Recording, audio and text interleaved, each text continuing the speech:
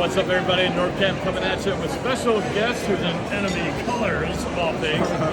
This is UngarToTheMax. We met online about 2019, right? Yes, when you guys came to our house. That's right. So, obviously, Cleveland Browns fan from Cleveland, but I understand that you also have an affinity for my team right here.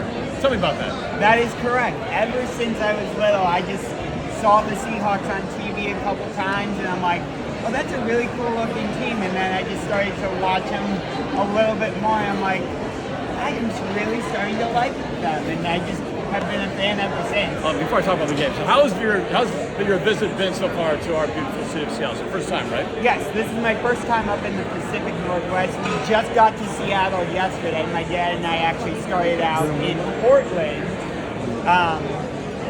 We went to the Trailblazers there, which they lost to Orlando Magic.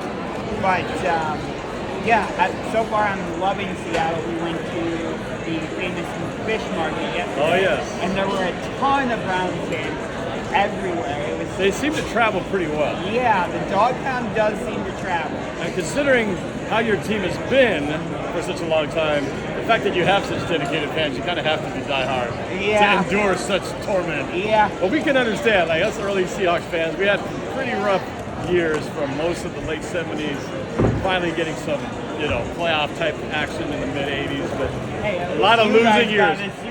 Well, we do have that, so we're happy we got our one. All right, let's talk specific matchups for this game. We got two teams that are both 4-2, same records, kind of similar in structure too. We got two teams, but you guys are, I think, one of the best defenses in the league, if not the best defense in the league. And Seattle's much more improved from last year. Tell me, what are the strengths of the Cleveland Browns coming in? As a Seahawks fan, what should I be looking out for? I already know about Myles Garrett. You can talk about him, but what do we need to watch out for Cleveland to be a threat to Seattle today? I mean, definitely Myles Garrett and Zadarius Smith, because if you double one, you're going to get the other one, which is not great. But we know Geno is a pretty mobile quarterback, so he can use that to his advantage. I love our secondary: Bree Williams, Grant Delpit, Denzel Ward, Juan Thornhill. That'll be a good matchup going against DK Metcalf, Tyler Lockett, my favorite player on the Seahawks, Jackson Smith and Jigba. I know you guys like to use your tight ends a lot as well. Yes, sir. Three tight end personnel sometimes. But you didn't mention our secret weapon. You know our secret weapon on offense. Zach Charbonnet? No, Jake Bobo style with the two-toe touchdown last week. People are going crazy for Bobo right now. Yes, you do. So anyway, he's proven to be a pretty effective threat in the red zone. So we'll see how that matchup goes. So obviously pass rush, you talked about your defense and secondary. We kind of are pretty proud of ours as well. But talk about your offense. I was expecting to see Deshaun Watson again, and that shootout they had back in 2019 didn't happen when we, I was with the Texans when we played Deshaun Watson. Thought we'd see him again. We don't see him this time. So you guys barely escaped with your lives against the 49ers a couple weekends ago, which we appreciate that, by the way. You're welcome. So tell me about this offense of yours, this quarterback. Who is this guy who beat the 49ers? So P.J. Walker, he was with the Panthers. He's been on the Colts practice squad. Kind of a journeyman. This whole quarterback situation with the Browns is really, really... Considering how much you guys spent I know.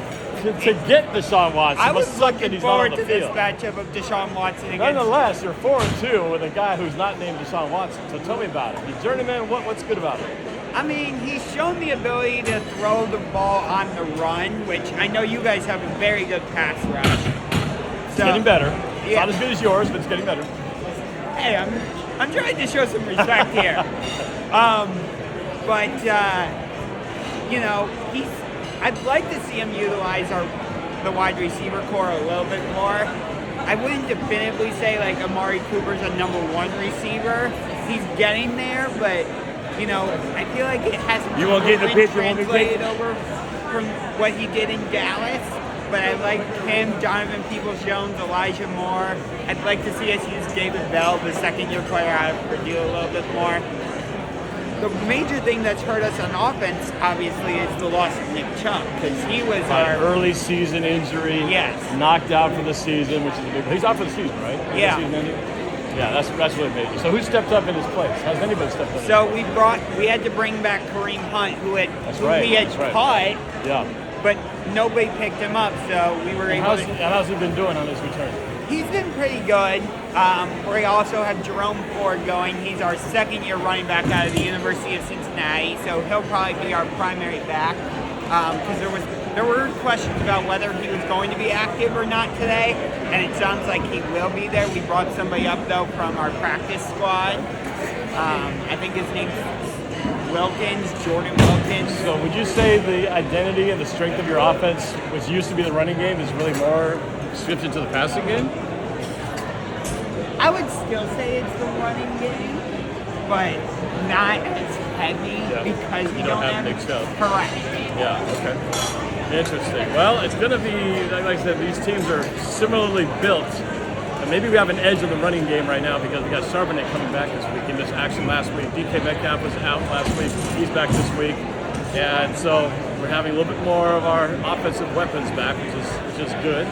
Still Pittsburgh offensive line on our side. So we'll see how they hold up against that menacing defensive front of yours. Yes. So, you got a score prediction for me?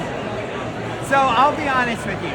We've definitely gotten lucky these last 2 weeks. There has been some positive ref balls in our direction. I'm not going to deny that. You definitely should have lost to the 49ers. They gave you a gift when they pushed that field goal at the last second. Yes. But believe me, I'm extremely grateful for that. You're welcome. You're sometimes you got to be lucky more than you're actually good, right? Yes. And injuries too, right? Injuries. You caught 49ers at a time where a lot of their weapons were banged up. So that's true. Anyway, but that's besides the point. You're still 4-2. Yes. We're 4-2. We could have been 5-1, but we're 4-2. Yes. So you were gonna say prediction? I think this is gonna be like a 27-24. I'll say the Browns win, but if Seattle wins, I would not be surprised. 27-24, huh? Now, did you watch my prediction video? My music prediction video? Yes, I might have stolen it. I was going to say, that's my score! 27-24, but Seahawks on top. I thought it was fun. I was like, wait a second, 27-24. This sounds very familiar. Great minds, what is the saying? Great minds think alike? There you go. Or somebody just stole someone else's great idea, one or the other. No, I think we're both wrong, to be honest. I think that prediction back in September, before September, I think it's going to be a low-scoring game. I think these defenses are going to be really, showing what they're made of. I think we'll be both lucky to get in the 20s, to be honest with you. But I'll stick with it because I got to. So I'll ride with my 27-24. You ride with 27-24. The best team will win by a field goal. Yes. So good luck, man. You too. It's going to be a fun game. Of course, it's throwbacks. Yes. We haven't even seen the field yet. I can't wait to walk out there and see the Lumen Field and all its throwback glory with all the boys wearing the royal blue and the silver pants, the silver helmets. It's going to be like the old days of the Kingdom. Can't wait. All right, let's have some fun today, man. Sounds good. All right, good luck, but not really.